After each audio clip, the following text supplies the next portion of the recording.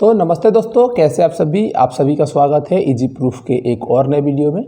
इससे पहले हम 3 वीडियो कर चुके हैं त्रिभुज से जुड़े हुए। पहले में हमने समझा था कि त्रिभुज क्या होता है, त्रिभुज की परिभाषा, सार्वक्षमता, समरूपता, सार्वक्षमता समरूपता में अंतर, और किसी भी बहुभुज के लिए जिसमें भुजाओं की संख्या समान हो उसके लिए हमने समरूपता की चर्चा की थी। उसके अगले वीडियो में हमने देखा था प्रश्नावली 6.1 को हमने हल करके देखा था, उसे समझा था। उसमें जिन प्रश्नों को हमने हल किया था, उत्तर दिया था, उत्तर का हमने कारण समझा था कि हाँ ऐसा हम क्यों चुन रहे हैं उत्तर को। तो अगर प्रश्नावली 6.1 आपने नहीं किया है तो उसको एक बार जाके आप जरूर देखिएगा, अगर हो सके टाइम मिले तो आपको। उसके अगले वीडियो में हमने देखा था त्रिभुज के लिए समरूपता की क्या कंडीशन होती है, और उसी में हमने देखा था थेल्स परिमेय को, थेल्स परिमेय का कथन क्या है उसे पढ़ के समझा था और उसे हमने सिद्ध किया था। उसमें भी हमने जो रचना किया था, हम रचना उस प्रकार से ही क्यों करते हैं, उसका कोई दूसरा उपाय नहीं है क्या, दूसरे तरीके से भी हम रचना कर सकते हैं कि नहीं कर सकते हैं, इन सारी चीज़ों को समझा था। और रचना क्यों कर रहे हैं, जो रचना हम कर रहे हैं उसका भी हमने कारण देखा था। तो चलिए हम इस वीडियो में थेल्स परिमेय का विलोम देखते हैं। थेल्स परिमेय का कथन क्या है, इसको आप एक बार जरूर अपने दिमाग में दोहराइए और मैं भी साथ ही साथ आपको बता देता हूँ। थेल्स परिमेय यह अध्याय 6 यानी त्रिभुज का पहला परिमेय है। इसका कथन क्या है इसको ध्यान से सुनिएगा, और आपको पहले से पता है तो अपने दिमाग में उसको दोहराइएगा। देखिए थेल्स परिमेय कहता है, मैं समझा रहा हूँ, मैं डायरेक्ट कथन नहीं बोल रहा हूँ, कि यदि किसी त्रिभुज में कोई भी आप एक त्रिभुज ले लिए, उस त्रिभुज में किसी एक भुजा का समानांतर, त्रिभुज में 3 भुजाएं होती है, त्रिभुज के तीनों भुजाएं में से किसी एक भुजा का समानांतर जिसमें आपका मन करे उसके समानांतर एक रेखा खींचनी है। अब उस रेखा को इस प्रकार से खींचना है कि जो अन्य 2 रेखाएं हैं, त्रिभुज में 3 भुजा होती है, एक भुजा का समानांतर हम एक रेखा खींच रहे हैं, वो अन्य 2 भुजाओं को, जो दो भुजाएं बच रही है उसको प्रतिच्छेद करेगी, 2 बिंदुओं पर प्रतिच्छेद करेगी। उसका आप जो नाम देना चाहते हैं दे सकते हैं।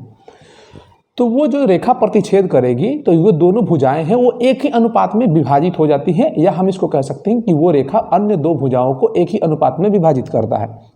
ये थेल्स परिमेय हो गया। तो थेल्स परिमेय से हमने जो सिद्ध किया था, हम एक त्रिभुज बनाएंगे, त्रिभुज बना के हमने रेखा खींचेंगे, उसमें हम लिखेंगे कि क्या क्या हमने किया, उसके बाद हमें क्या सिद्ध करना है, उसके बाद हम रचना करेंगे। आपको रचना का कारण पता होना चाहिए कि रचना हम कर रहे हैं, जो रचना हमने किया है एनसीईआरटी में जो रचना दिया हुआ है कि ये हमें करना है, उसके अलावा भी हम रचना कर सकते हैं, आपकी इच्छा। अगर आप टैलेंटेड हैं, महान गणितज्ञ बनना चाहते हैं तो कुछ दूसरा एक्सपेरिमेंट कर सकते हैं, अगर आपके पास टाइम है तो किसी तरीका से आप उसका रचना कीजिए, और आपको एकदम सही तरीके से, जितना हम लोगों ने पढ़ा है सामने वाले को समझ में भी आना चाहिए 10th लेवल पे। इससे 10th से पहले जितना चीज़ हमने पढ़ी है, अर्थात कक्षा 9 में, 8 में, 7 में जितना भी हमने ज्यामिति के बारे में पढ़ा है, उसका प्रयोग करते हुए आप उसको सिद्ध कर दीजिए। थेल्स परिमेय आप सिद्ध कर सकते हैं किसी भी तरीके से, कोई दिक्कत वाली बात नहीं है। अब हम चलते हैं कि थेल्स परिमेय का विलोम क्या होता है। अच्छा एक बात और, कि थेल्स परिमेय को हम दूसरा नाम क्या देते हैं, उसका दूसरा नाम क्या है, उसको भी आप एक बार जरूर कमेंट करके बताइएगा। अब चलिए हम देखते हैं कि थेल्स परिमेय का विलोम क्या है। ये प्रमेय 6.2 है, एनसीईआरटी में दिया हुआ है प्रमेय 6.2, और ये क्या कहता है इसको पहले समझिए। चलिए इसको पढ़ के हम समझते हैं क्या कह रहा है। यदि कोई रेखा किसी त्रिभुज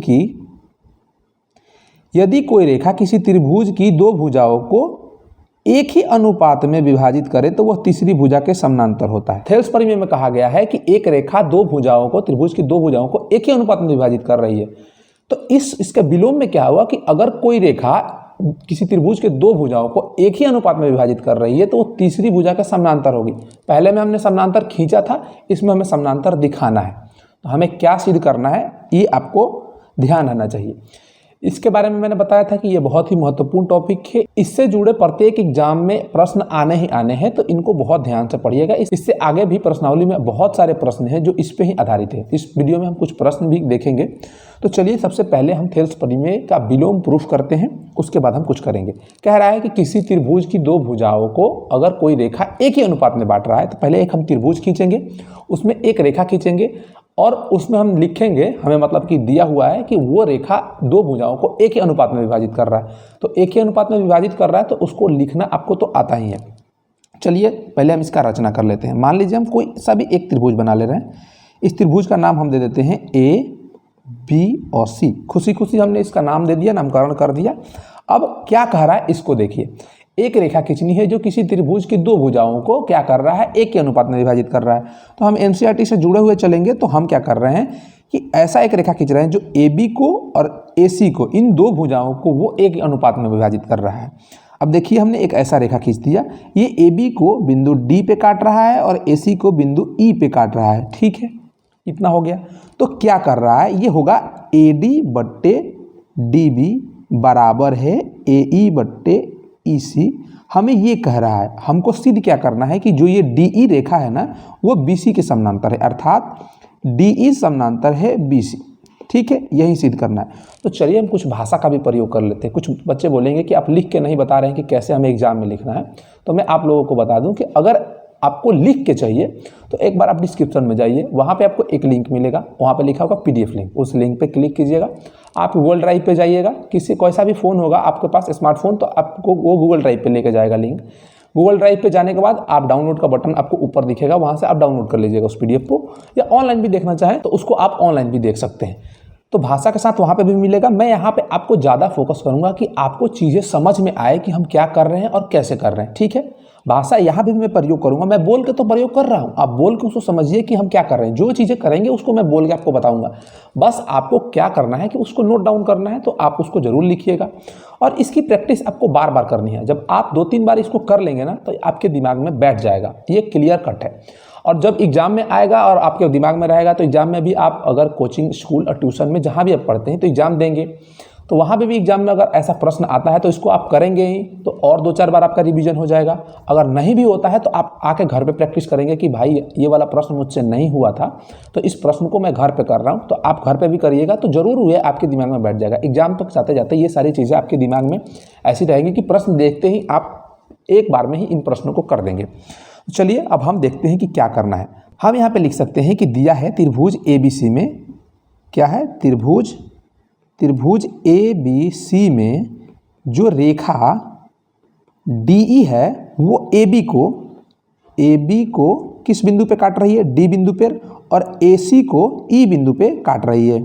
ठीक है, और इस प्रकार से काट रही है कि ये क्या है, ये बन रहा है AD बट्टे DB बराबर है AE बट्टे EC। इसी अनुपात में हमें काट रही है। लेकिन आपके दिमाग में भी ये भी आना चाहिए कि ये तो हमने थेल्स प्रमेय में प्रूफ किया था, तो इसको प्रूफ करने में हम थेल्स प्रमेय का प्रयोग करने वाले हैं। अब देखिए यहाँ पे हम क्या करेंगे, हमें ये सारी चीज़ें दिया हुआ है, हमें सिद्ध क्या करना है, तो हम यहाँ पे लिखेंगे भी, ऊपर लिख सकते हैं दिया हुआ है, या ऐसे भी हम लिख देंगे कि माना कि त्रिभुज ABC में, या त्रिभुज ABC में एक रेखा DE खींचने पर ये AB को और AC को क्रमशः D और E बिंदु पे प्रतिच्छेद कर रहा है, और इस प्रकार से प्रतिच्छेद कर रहा है कि ये एक ही अनुपात में विभाजित हो रही है, अर्थात AD बट्टा DB बराबर AE बट्टा EC, इस अनुपात में विभाजित कर रहा है। अब हमें सिद्ध क्या करना है, सिद्ध क्या करना है, DE समानांतर है BC के, या BC समानांतर है DE के, हम ऐसा कह सकते हैं, या हम इसको ऐसे भी लिख सकते हैं भाषा के साथ कि DE समानांतर है BC। समानांतर का संकेत ना देके हम लिख सकते हैं इसको। ठीक है, उसके बाद हम लिखेंगे प्रमाण या उत्पत्ति, जो आप लिखना चाहें लिख सकते हैं, दोनों ही सही है। तो हम प्रमाण लिख के इसको सिद्ध करना शुरू करेंगे। तो यहाँ पे इसी आकृति के पास में सिद्ध करने की कोशिश करूंगा, तो मैं ऊपर जो चीज़ें लिखा है उसको मैं मिटा देता हूं, इसको हम मिटा देते हैं। हमें क्या सिद्ध करना है आप इसको ध्यान में रखिएगा, हमें सिद्ध करना है जो रेखा DE है ना वो BC के समानांतर है। ठीक है, या BC समानांतर है DE के। तो हम यहाँ से अपना प्रमाण शुरू करेंगे, प्रमाण। तो हम क्या करेंगे, यहाँ पे हम कुछ एक काम कर लेते हैं, हम मान लेते हैं कि माना कि DE डैश, अब E डैश क्या है, अब D से E डैश के पास इसी AC भुजा पर एक हम रेखा मिला रहे हैं E डैश, जो क्या है D, माना कि DE भुजा BC के समानांतर है, DE डैश भुजा BC के समानांतर है। हम एक रेखा खींच रहे हैं, हमें DE से अभी कोई मतलब नहीं है, हम DE का भी प्रयोग करेंगे, लेकिन हम मान रहे हैं कि बिंदु D से एक होकर रेखा जा रही है DE डैश, जो BC के समानांतर है, हम मान सकते हैं। ठीक है, समानांतर है, तो हम इसको क्या लिख सकते हैं, थेल्स प्रमेय से। देखिए थेल्स प्रमेय पहले यहीं पे आ गया, इसके आगे ये कितनी जगह आएगा ये आप अनुमान नहीं लगा सकते हैं। अनेक ऐसे प्रश्न बन सकते हैं जहां हमें थेल्स प्रमेय का प्रयोग करना पड़ेगा।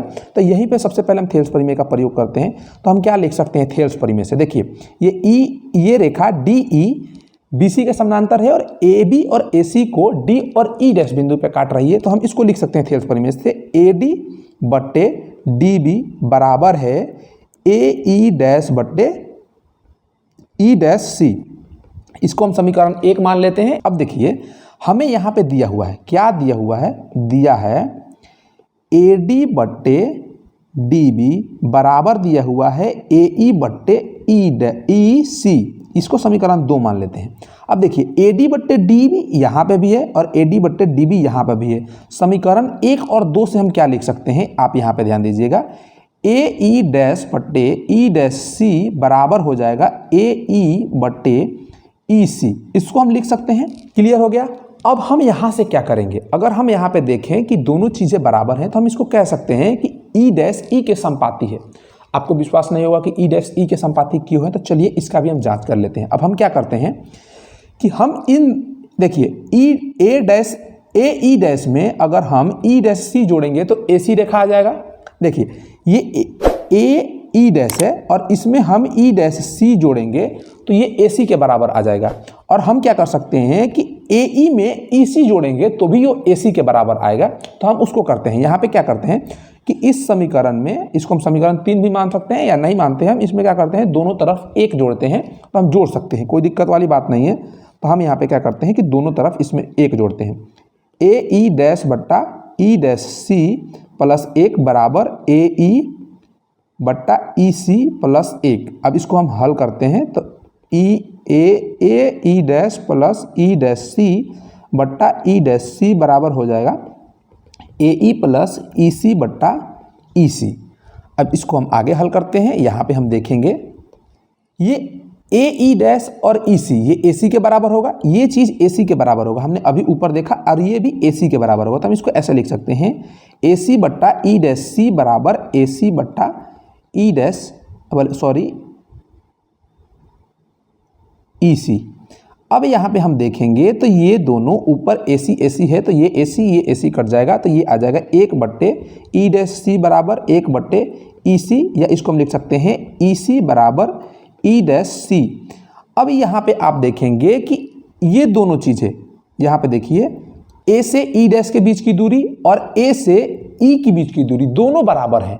तो दोनों बराबर कब होंगे भाई, जब वो E और E डैश एक ही बिंदु पे होंगे। अब यहाँ पे आप देखिए मैं कह रहा हूँ कि इस बिंदु से यहाँ की दूरी और इस बिंदु से, मैं दूसरा कलर चूज कर लेता हूँ, इस बिंदु से यहाँ की दूरी दोनों बराबर हैं। तो दोनों बराबर तब होंगे जब ये दोनों बिंदु एक ही पास होंगे, मतलब एक ही पे होंगे, यानी कि समपाती होंगे, हम ये कह सकते हैं। तो हम ये कह देंगे कि ये तभी संभव है, ये तभी संभव है जब E डैश और E समपाती होंगे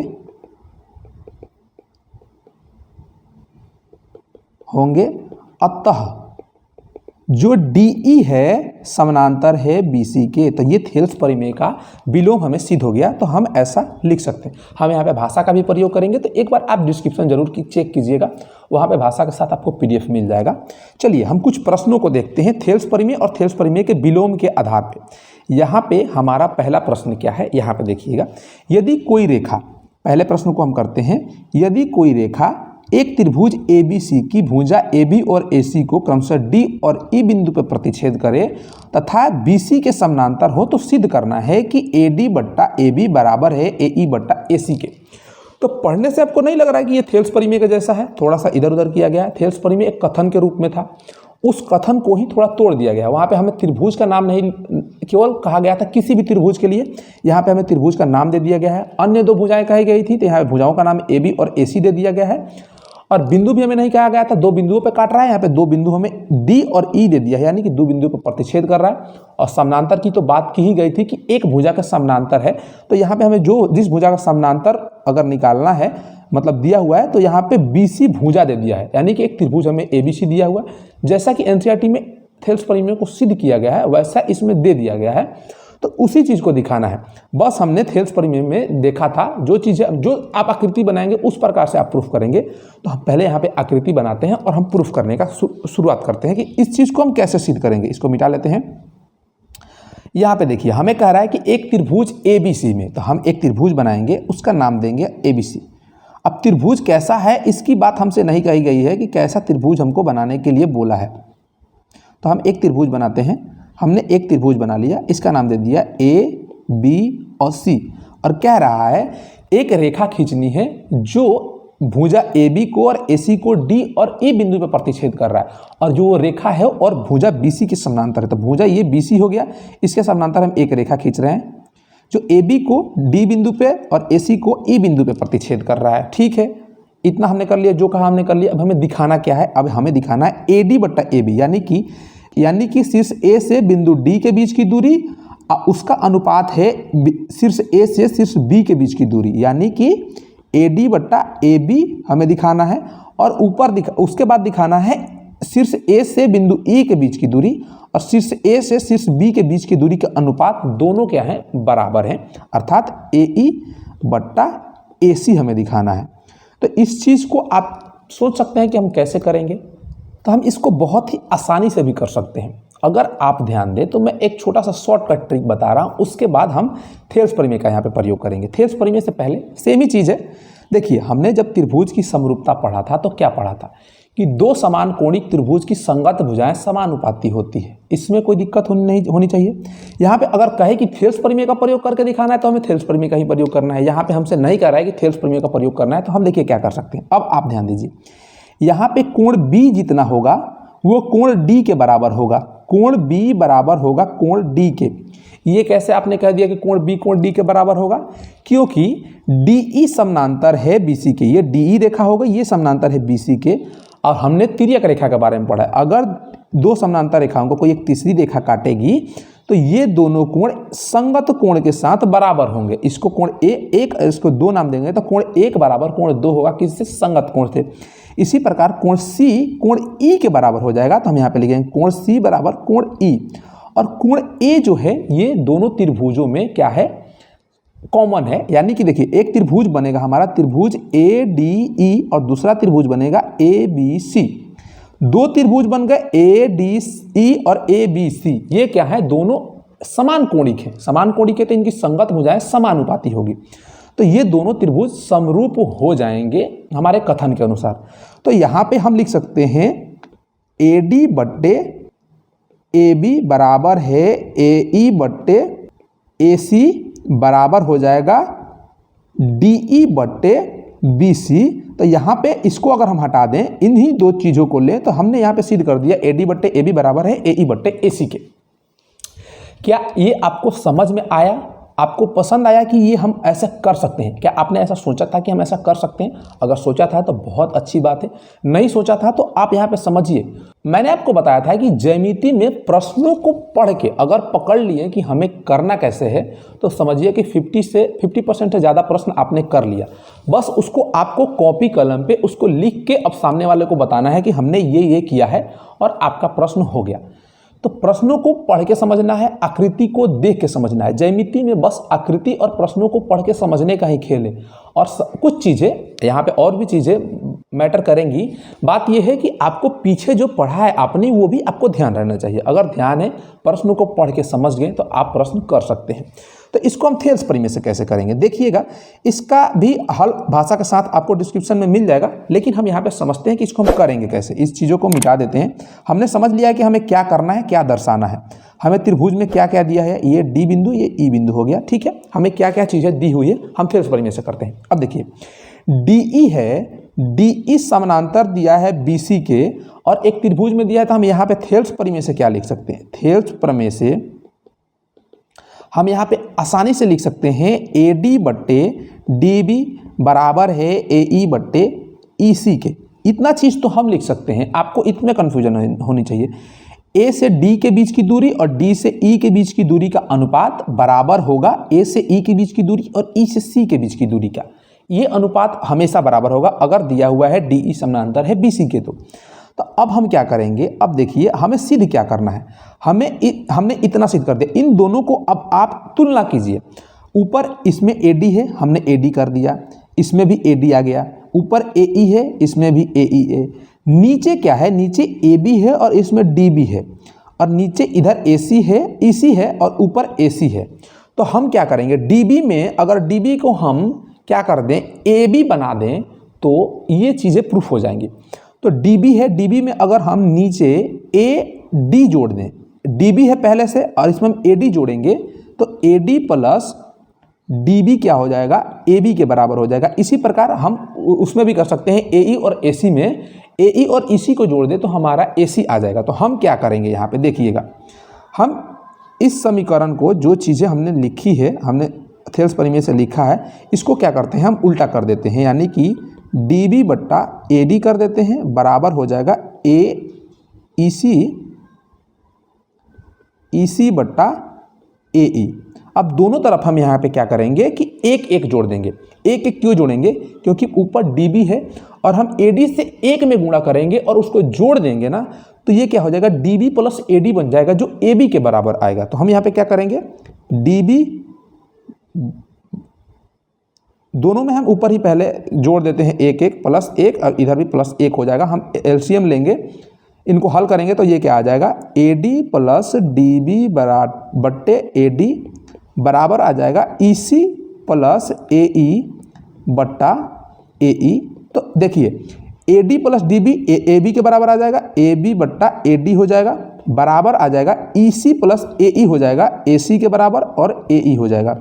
अब इस समीकरण को जो हमने बनाया है इसको आप पलट दीजिए, तो AD बट्टे AB बराबर AE बट्टे AC हो जाएगा। हम इसको पलट सकते हैं, कोई दिक्कत नहीं है। या क्या करिए कि इसका क्रॉस मल्टीप्लिकेशन कर दीजिए, इसको उधर गुणा कर दीजिए, इसको इधर लेके चले जाइए, इसको इधर लेके चले जाइए, इसको ऊपर लेके चले जाइए, तो भी हम ऐसा कर सकते हैं, लेकिन पलट भी सकते हैं, कोई दिक्कत नहीं है। तो जो हमें सिद्ध करना था इसको हमने सिद्ध कर दिया। उम्मीद है ये भी आपको समझ में आया कि इसको हमने कैसे किया। यहाँ पे हमने दो तरीके अपनाए और दोनों तरीकों से हम कर सकते हैं। चलिए हम एक अगले प्रश्न को देख लेते हैं। अगला प्रश्न हमारा क्या है, हमें एक और प्रश्न दिया गया है, उदाहरण है हमारा, एग्जाम्पल समझिएगा। इससे आपको क्या होगा ना, थेल्स परिमेय और थेल्स परिमेय का विलोम क्लियर होगा। और इसका जो अगला प्रश्नावली है, प्रश्नावली 6.2, उसमें भी हम यही सारी चीज़ें यूज करेंगे। और साथ ही साथ आपको कक्षा 9 में कुछ चीज़ें पढ़ाई गई हैं, उसको भी ध्यान में रखना है, उसका भी प्रयोग करना है हमें। क्योंकि देखिए हमने जब थेल्स परिमेय को सिद्ध किया था तो उसमें भी हमने दो चीज़ों का प्रयोग किया था कक्षा 9 का। एक तो हमने एरिया लिखा था, एरिया ऑफ त्रिभुज ABC। तो हम कैसे लिखते हैं एरिया ऑफ त्रिभुज ABC, अगर क्षेत्रफल निकालना हो तो उसका प्रयोग किया था। हम चाहें तो उसको लिख सकते हैं क्षेत्रफल ऑफ त्रिभुज ABC, लेकिन वो हम शॉर्ट में लिखेंगे तो हमारा समय भी बचेगा और पेज भी कम लगेगा, ठीक है। तो कम जगह में हम अच्छे तरीके से एग्जामिनर को समझा सकते हैं, सामने वाले को बता सकते हैं कि हमने ये किया है। अब देखिए, और दूसरा चीज़ हमने क्या प्रयोग किया था कि हमने देखा था कि दो समानांतर रेखाओं के बीच में यदि एक त्रिभुज बन रहा है जिनका आधार सेम हो तो उनका क्षेत्रफल बराबर होगा। इसका भी हमने प्रयोग किया था। ये भी पिछली कक्षा का है, तो पिछली कक्षा की चीज़ें हमें थोड़ी थोड़ी याद होनी चाहिए। तो इसके लिए आपको क्या करना है कि आप एक बार, अगर आपके पास कक्षा 9 का गणित का बुक है तो उसको आप एक बार रिविजन कर लीजिए। थोड़ा थोड़ा देखना है, बस आपको याद आना चाहिए। अगर नहीं है तो जिसको दिया है उससे ले लीजिए, या किसी से भी आप मांग सकते हैं, उसको मांग के एक बार आप जरूर देख लीजिएगा। ज़्यादा समय नहीं, 1-2 दिन उसको आप देखिएगा ना, आपका वो क्लियर हो जाएगा। अगर पहले से आप अच्छे से पढ़े हैं तो, नहीं पढ़े हैं तो आपको तो भाई साहब याद रखना पड़ेगा, या हो सकता है कि कक्षा 9 को एक बार फिर से पढ़ना पड़ेगा। अब यहाँ पे देखिए हमारा प्रश्न क्या कहता है कि दिए गए चित्र में AD बट्टा DB है, यानी कि A से D के बीच की बिंदु की दूरी और D से B के बीच की अनुपात हमें दिया हुआ है। किसके बराबर है, A से E के बीच की दूरी को और E से C के बीच की दूरी का हमें अनुपात दिया हुआ है। और साथ ही साथ क्या कह रहा है कि जो कोण ADE है, कोण AD और E, ये कोण ADE, जब मैं बोलूँ तो आपको प्रत्येक बिंदु पे ध्यान देना है। बोल रहा हूँ A शीर्ष तो A पे ध्यान दीजिए, D तो D पे ध्यान दीजिए, E तो E पे देखिए, और देखिए कि कौन सा कोण बन रहा है या कौन सा त्रिभुज बन रहा है। जो मैं नाम बोलूँ उसके हिसाब से आपको देखना है। तो यहाँ पे ADE कोण बराबर है ACB के। A से C गए, C से B गए, यानी कि ये दोनों कोण आपस में बराबर हैं। तो हमें क्या करना है, सिद्ध कीजिए कि त्रिभुज ABC एक समद्विबाहु त्रिभुज है। अर्थात हमें क्या दिखाना है, यहाँ पे इन सारी चीज़ों को मिटा लेते हैं कि भुजा AB है, ये त्रिभुज ABC बन रहा है ABC, तो इसमें AB भुजा है, ये AB भुजा AC भुजा के बराबर है, यही हमें दिखाना है।